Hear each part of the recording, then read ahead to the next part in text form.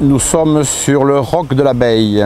Le roc de l'abeille porte ce nom parce que l'abeille était un animal sacré.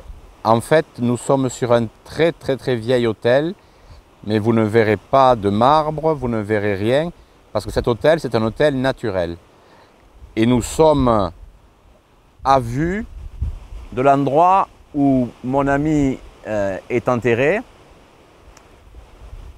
Et c'est comme une suite par rapport à la dernière fois, c'est-à-dire qu'on s'était arrêté avec Marie-Madeleine. Et Marie-Madeleine, quand elle est morte, elle a été enterrée pas très loin du Bugarache, derrière la montagne. Mais ici, nous sommes sur l'essentiel. Ici, nous sommes sur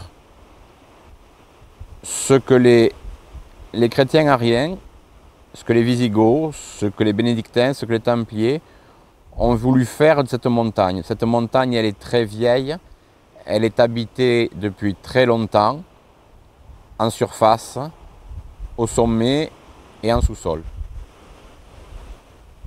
Je suis né un 13 octobre 1965, je m'appelle Jean-Michel, mon nom n'a aucune importance.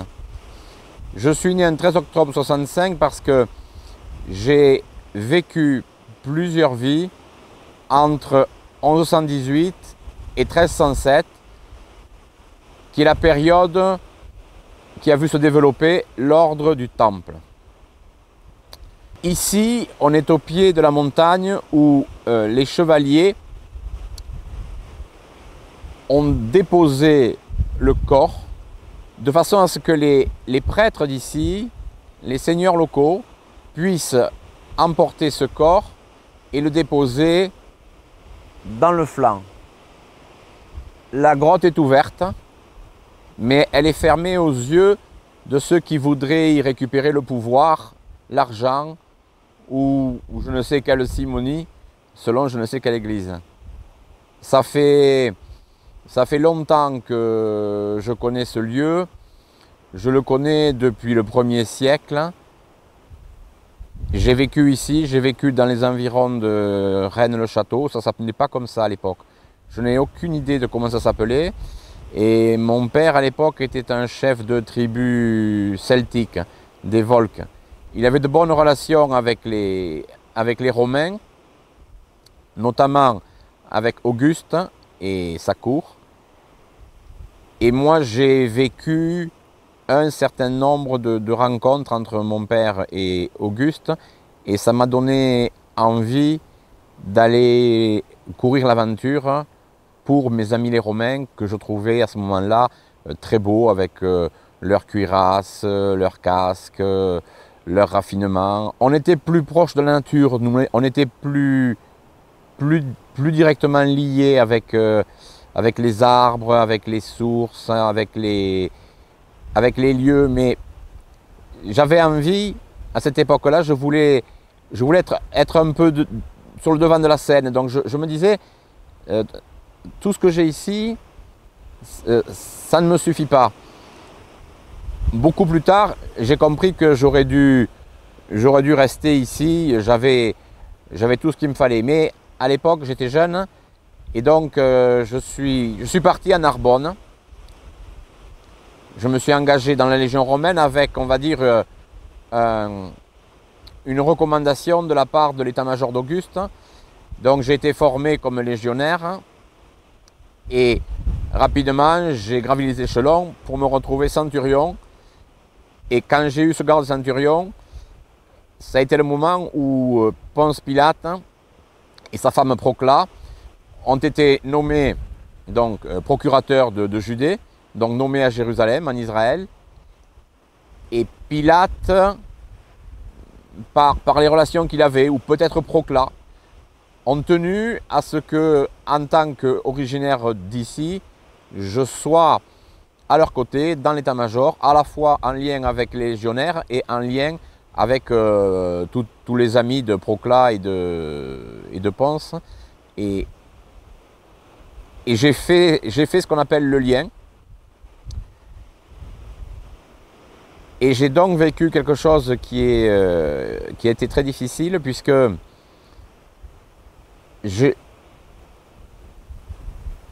je n'ai pas compris tout de suite l'importance qu'avait Jésus, l'importance du message, et surtout je n'ai pas compris l'importance de la passion. Et donc je suis rentré dans la période de la passion avec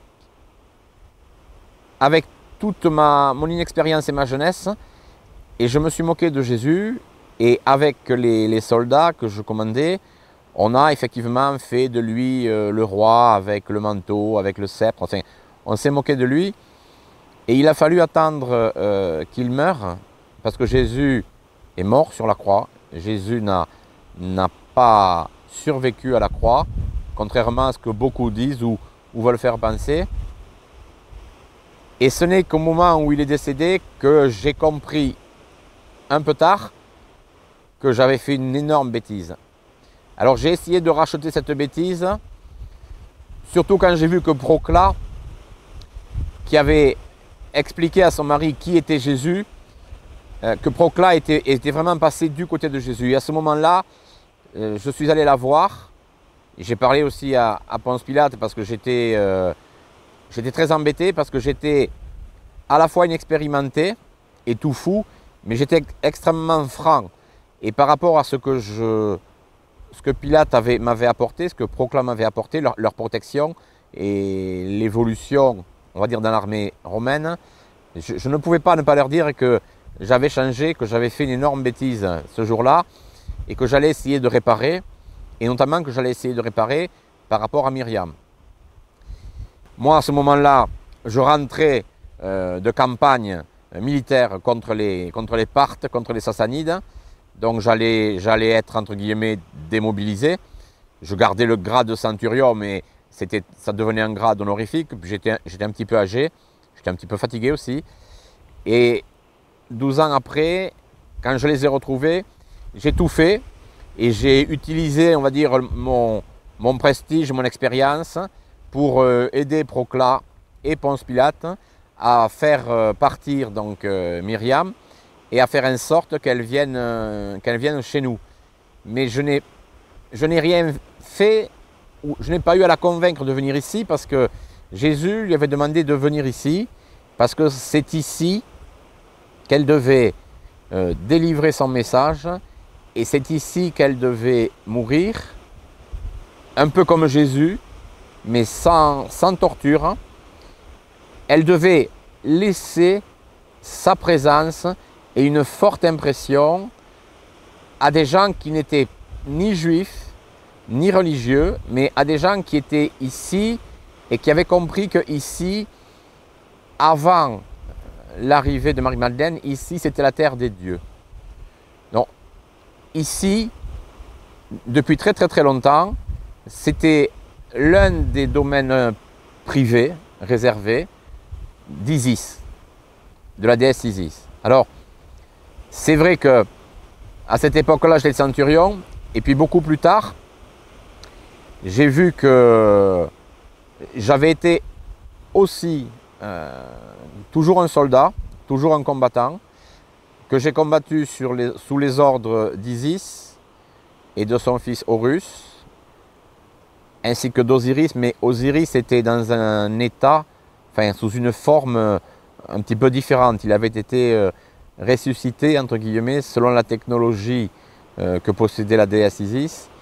Donc pour moi, Osiris, c'était plus difficile, on va dire, de parler ou d'avoir une relation avec lui. Par contre, j'avais une relation de confiance totale avec Isis, et on a affronté les forces de leur frère Seth, et on a perdu la bataille.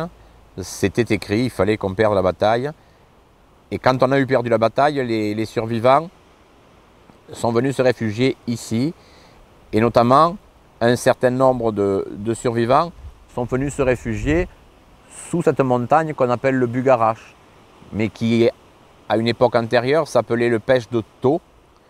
Et avant le Pêche de Thau, je ne sais pas comment ça s'appelait. Moi, le souvenir que j'ai, c'est que la montagne, et notamment les cavernes qu'on avait fabriquées, qu'on avait formées pour accueillir notre matériel, ça portait un numéro. Ça portait un numéro et un nom que je serais incapable d'épeler parce que c'est une époque qui est révolue, c'est fini.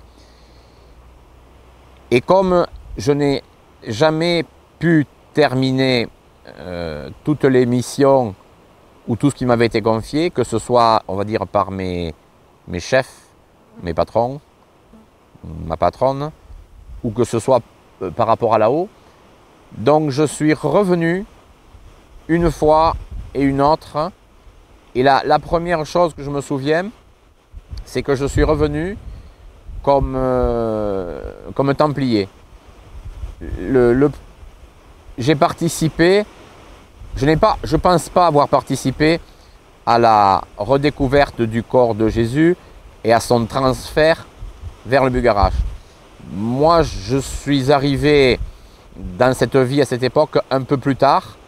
J'ai beaucoup œuvré au Portugal, notamment. Et puis, je suis mort. Et comme je n'avais pas fini, ils m'ont fait revenir à la veille de la destruction, de l'extinction de l'ordre du Temple. C'est-à-dire que j'étais pas chevalier, j'étais élève, apprenti, et je devais être nommé, adoubé chevalier aux environs de l'hiver 1307 ou de l'année 1308, mais le 13 octobre 1307, ça ne s'est pas du tout passé comme on le pensait, et on a disparu. On a été arrêté, on a été calomnié. Moi, de mes expériences passées, d'avant cette époque, j'aurais bien voulu combattre et j'aurais bien voulu éliminer les agents du sénéchal de Carcassonne. On en aurait eu les moyens, mais le maître de la commanderie, qui était aussi une sorte de père pour nous, les élèves, et un chef pour les chevaliers déjà aguerris, il nous a demandé de ne rien en faire. Et il nous a dit, regardez comment ça s'est passé pour l'arrestation de Jésus. Ce serait dommage que vous fassiez la même chose que certains apôtres parce que vous y perdriez énormément, notamment pour le futur. Donc on avait l'habitude de le suivre aveuglément, donc on l'a suivi, donc on a posé les armes. Il est mort en prison, il est mort de mauvais traitements et de folie, et je suis mort peu de temps après.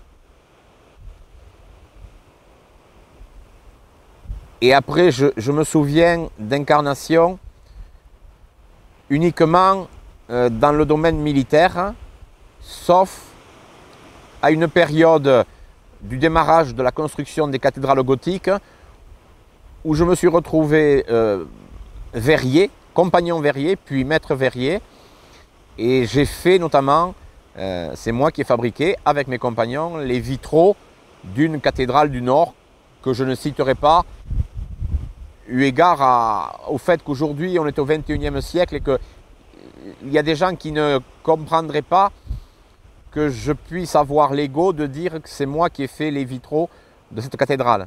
Donc je ne citerai pas le nom de la cathédrale, elle est très belle, elle est dans le nord. Et comme je n'ai jamais vraiment grandi, j'avais toujours conscience de l'importance de l'âme, de la force spirituelle qui m'animait, mais le côté humain a toujours gagné et je suis toujours resté un enfant, je suis toujours resté un adolescent, je suis toujours resté un jeune adulte qui était conscient de ce qui se passait, mais qui voulait en découdre, qui voulait... Et donc, un jour, sur l'échafaudage qui permettait d'accéder aux vitraux, eh bien, je faisais l'imbécile et je suis tombé et je suis mort. Depuis, d'ailleurs, c'est amusant parce que j'ai le vertige quand je suis sur les hauteurs. Et pour le spéléologue que je suis devenu aujourd'hui, je suis claustrophobe quand je vais dans les grottes. C'est très amusant. Mais bon, j'essaye de prendre le dessus et je rentre quand même dans les trous.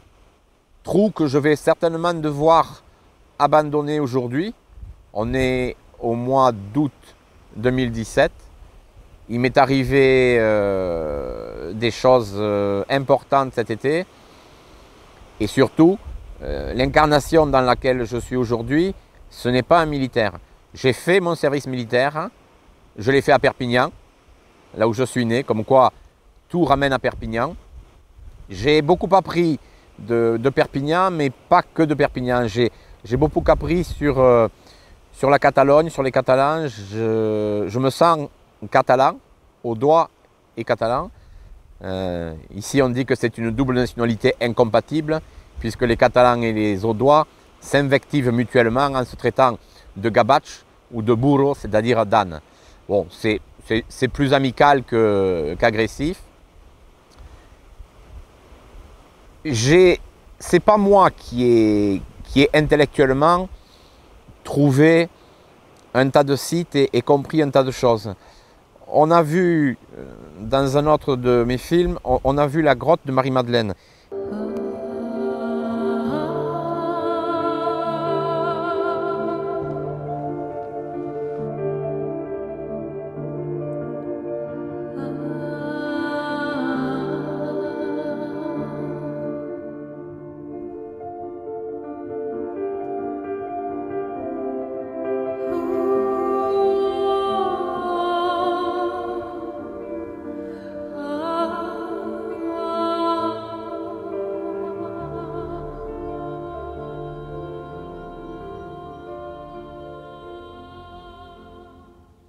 Il faut savoir que c'est pas moi en tant que moi qui l'ai découverte, c'est les personnes qui me guident, qui sont derrière moi, qui sont là.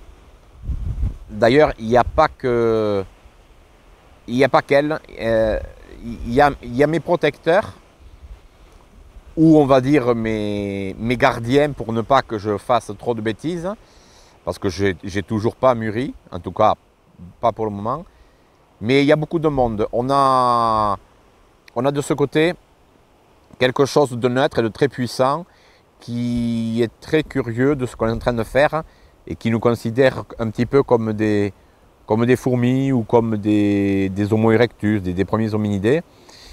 Il y a toute la montagne, le versant qui est là où mon ami est enterré, ami qui m'a pardonné au XXe siècle, quand on s'est retrouvés. Parce qu'il faut savoir que Jésus est revenu, s'est réincarné, et que le corps avec lequel il a vécu, avec lequel il s'est déplacé, entre 1959 et le 21 ou 22 décembre 2010, ce corps était exactement le même que le corps qui est dans la montagne, là. Tout ça pour dire que il y a beaucoup de monde sur ce versant qui nous regarde, qui nous écoute. Je ne sais pas si je suis digne de parler en leur nom, de parler de tout ça, mais par contre j'ai la sensation qu'il faut en parler et qu'il faut maintenant, il ne faut plus se taire. Il faut expliquer des choses, il faut dire que cette région est une région sacrée. Il faut dire que nous sommes tous de vieilles âmes qui ont rebondi de corps en corps, de période en période, pour arriver aujourd'hui, sur ce 21e siècle, et pouvoir agir, parce qu'il va être grand temps d'agir, il va être grand temps de lever un petit peu l'étendard de l'amour, l'étendard du partage. Il va falloir vraiment qu'on se montre humble, les mains ouvertes, et surtout, il faut qu'on n'ait absolument rien dans les mains. Alors c'est pour ça que j'ai eu du mal, mais je ne suis pas venu à l'hôtel aujourd'hui avec ce qui me sert, on va dire, pour tailler les buissons et les branches. Donc je n'ai rien de pointu sur moi. Je n'ai pas d'armes sur moi, je les ai laissées tomber. J'ai enfin compris une chose, c'est que les armes ne serviraient à rien dans cette école, dans ce temple, il fallait avoir la foi, et seule la foi permet d'avancer, et seule la foi permet de se protéger d'influences ou de forces qui... Alors on va les appeler négatives, mais c'est comme si on disait que Judas a trahi Jésus. Judas n'a pas trahi Jésus. Jésus avait, parmi ses disciples, quelques amis intimes. Judas est à égalité avec Jean, son disciple préféré. C'est à Judas que Jésus a dit, c'est toi qui vas devoir me trahir, c'est toi qui vas devoir faire en sorte que les faits, que la parole s'accomplisse pour que je puisse témoigner devant les hommes au nom de mon Père de ce qui est, de ce qui sera et plus de ce qui était. Et donc, il y a effectivement à ma droite quelqu'un qui est un petit peu comme ça. On pourrait dire que c'est quelqu'un de négatif. En fait, ce n'est pas quelqu'un de négatif, c'est quelqu'un de neutre qui est là par curiosité. Ça peut être une curiosité malsaine, c'est pas le problème. Il est là parce qu'il représente les forces de la famille d'en face, la famille à laquelle je n'appartiens pas, et la famille à laquelle mes amis Constantin et Margojata n'appartiennent pas non plus. Ça ne nous pose aucun problème, ça ne nous pose aucune perturbation, parce que on a acquis une certaine conviction dans notre foi qui fait que, et il le sait en plus, on est là pour essayer de faire comprendre un certain nombre de choses, et donc on s'en moque. On s'en moque. Parce que je vois que je m'éloigne un peu de ce que je voulais dire. Alors, j'ai un message. J'ai un message à donner à une personne qui est extrêmement importante. Peut-être qu'elle ne verra jamais ce film, c'est pas grave. Jésus est revenu, il est décédé entre le 21 et le 22 décembre 2010. J'ai vécu avec lui à son contact, chaque fois que je pouvais descendre de Paris. Jésus, dans les années 2000, n'a fait qu'une chose, c'est chercher Myriam de Magdala. Puisque, à un moment donné, après la Seconde Guerre mondiale, et après avoir observé comment les hommes allaient évoluer suite à ces deux conflits, Dieu, enfin en tout cas, le Père de Jésus a demandé à son fils, et quelque part à sa fille ou à sa belle-fille, et dit voilà, est-ce que vous accepteriez de redescendre parce qu'il y a urgence et qu'il y a un dernier message à transmettre aux hommes, et ce message ne pourra être transmis qu'à partir du sud de la France, dans l'ancienne province narbonnaise. Ce message ne pourra être transmis que depuis le Bugarache et depuis les villages aux alentours. Et je ne citerai pas les villages aux alentours parce qu'on pourrait identifier mon ami, c'est pas le but.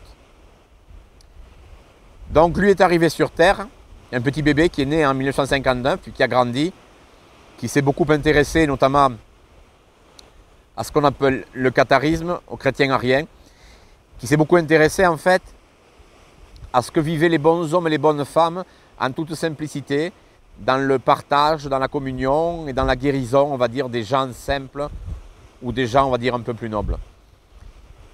Marie-Madeleine, pour des raisons que j'ignore, elle n'est pas descendue en même temps que Jésus. Elle est restée un moment là-haut, et je pense qu'elle est arrivée sur Terre dans les années 80, au début des années 80.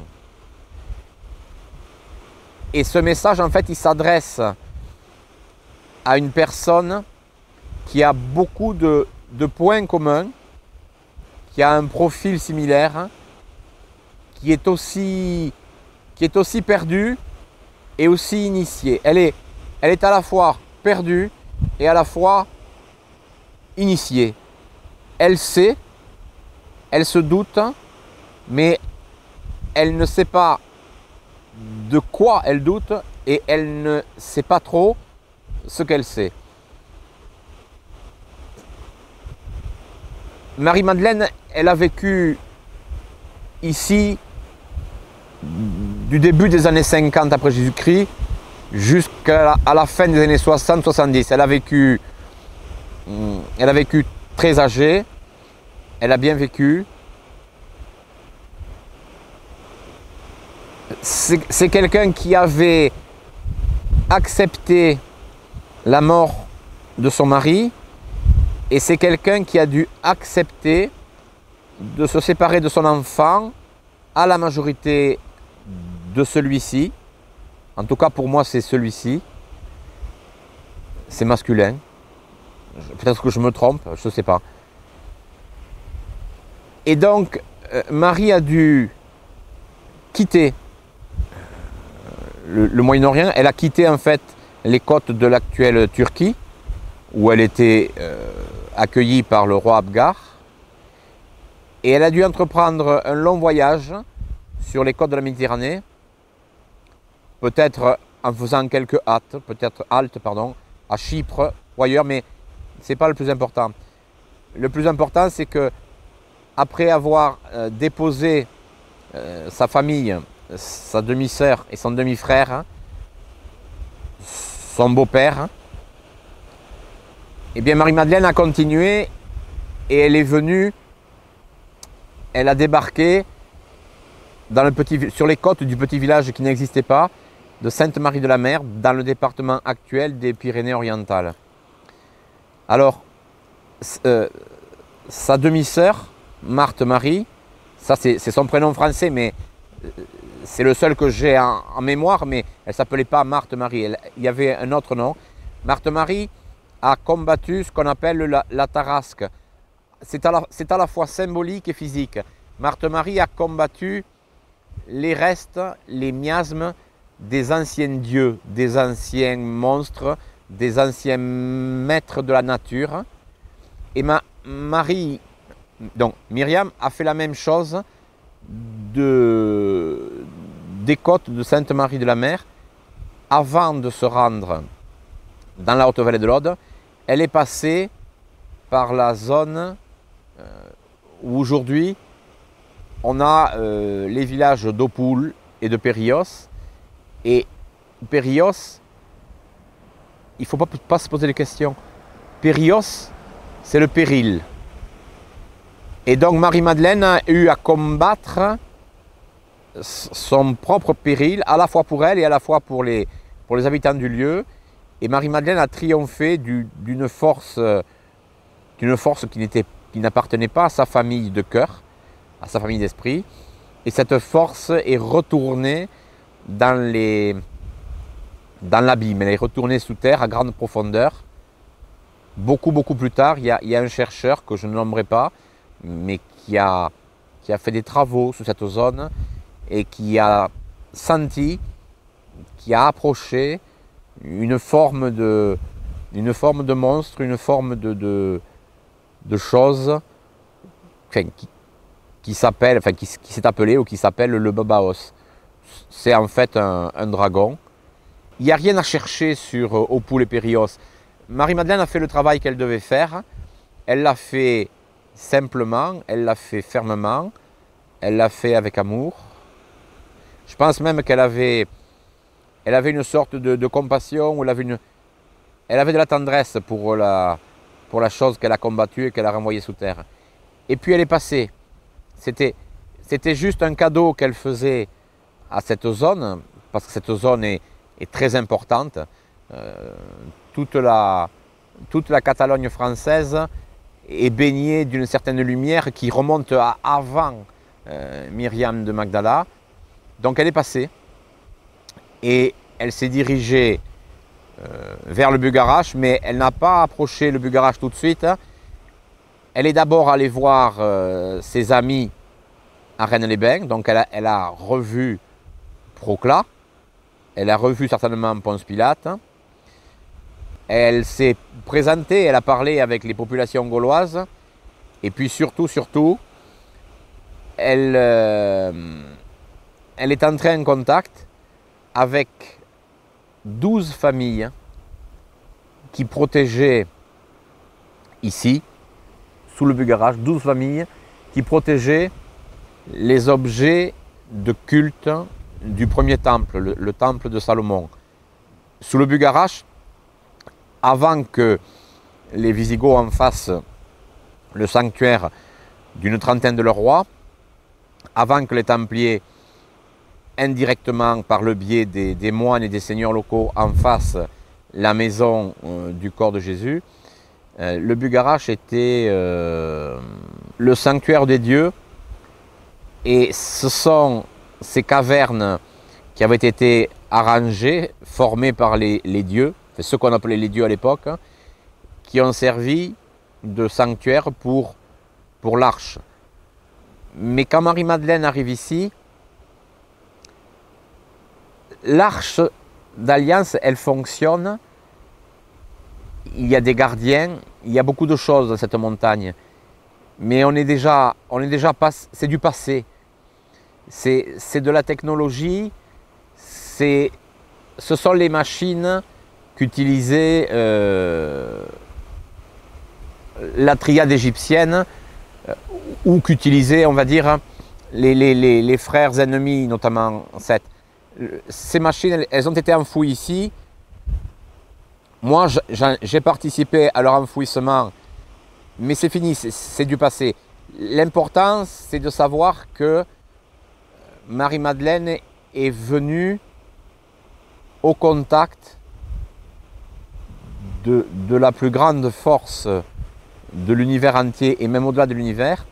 Elle est venue ici pour, comment dire, elle est venue imprégner chaque pan de la montagne de Bugarach, chaque ruisseau, chaque gorge. Elle est venue l'imprégner de sa présence féminine, de son amour et de sa force. Alors c'est quelque chose que ma patronne Isis, en son temps, avec beaucoup de choses dans la tête, et notamment l'inquiétude pour les gens qui la suivaient, donc l'inquiétude par rapport à nous, quand elle est arrivée ici, quand elle s'est réfugiée ici parce qu'on avait perdu la guerre et qu'on devait la perdre, la guerre, la première chose qu'elle a eu à faire, c'était de cacher toutes ces machines, de cacher tout ce savoir, parce que ce savoir, c'était fini, c'était terminé. On n'en a plus besoin. Il faut passer à un stade supérieur, un peu comme moi j'ai posé les armes. Enfin, je pense les avoir posées. Enfin, j'espère les avoir posées. Et donc, on a une puissante, très puissante force féminine, un amour infini, féminin, qui règne sur cette montagne, autour de cette montagne, et qui règne, on va dire, dans les zones proches de cette montagne, et notamment qui règne sur le grand sanctuaire qui se trouve tout à fait derrière, qui est le sanctuaire qui contient la même chose qu'ici, à savoir le corps de Marie-Madeleine. Mais le corps de Marie-Madeleine, même s'il est intact, n'a aucune importance. C'est comme le corps de Jésus qui est ici. Ce ne sont, comme disent les hindous, ce ne sont que des véhicules. Alors ce sont des véhicules qui sont conservés intacts, qui sont protégés. Pour Jésus, c'est l'entrée ouverte au palais fermé du roi.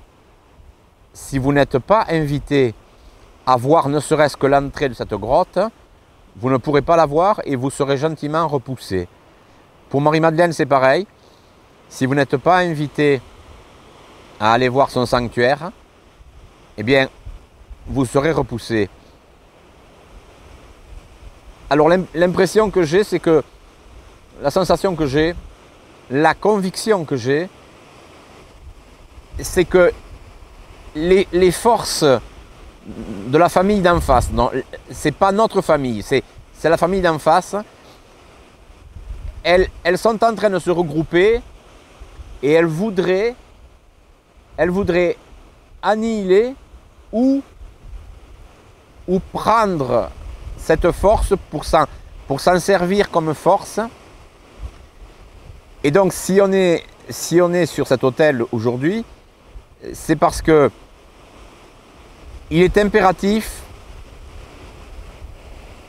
de prier et il est impératif de s'adresser à cette force qui est tout autour de nous, qui nous protège, qui veille sur nous, cette force qui est féminine,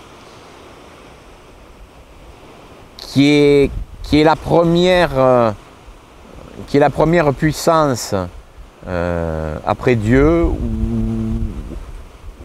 qui partage avec le Père. La mère et le Père, c'est la même chose. C'est-à-dire qu'il y a une partie qui est masculine et une partie qui est féminine.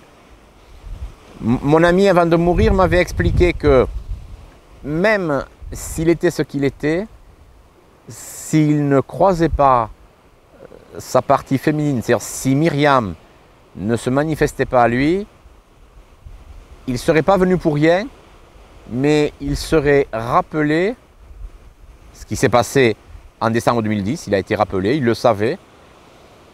Il a prévenu un certain nombre de personnes de sa famille ou de ses amis. Et comme à cette époque-là, en 2010, j'étais beaucoup moins mûr et j'étais le même qu'il y a 2000 ans, il m'a envoyé regarder sa collection de petites voitures, le temps de dire à quelqu'un qu'il allait partir, mais il l'a fait comprendre. Je sais qu'il a pleuré, mais il l'a fait comprendre doucement. Il n'a pas voulu que je sois présent, donc il a utilisé un de mes défauts, les jouets, ma passion pour les jouets, parce que j'aurais certainement commis une grave erreur, c'est que j'aurais essayé de le retenir, j'aurais essayé de prendre des vacances sur toute la période où je savais que le Père le ramènerait à lui. Et donc, je n'ai pas vu. Et la personne qui m'a averti qu'il était reparti, donc qu'il était revenu auprès du Père, c'est la personne qui me l'avait présenté après mon service militaire que j'avais fait à Perpignan. Et de cette présentation, en 89-90, est née une amitié et une recherche, une demande de pardon. Je pense avoir obtenu le pardon. Je pense avoir, jusqu'à maintenant, beaucoup gaspillé ce pardon. Il va falloir que je revienne. Il va falloir que je revienne au plus près de cette force féminine, au plus près de cette force d'amour, parce que sinon je vais louper de nouveau quelque chose.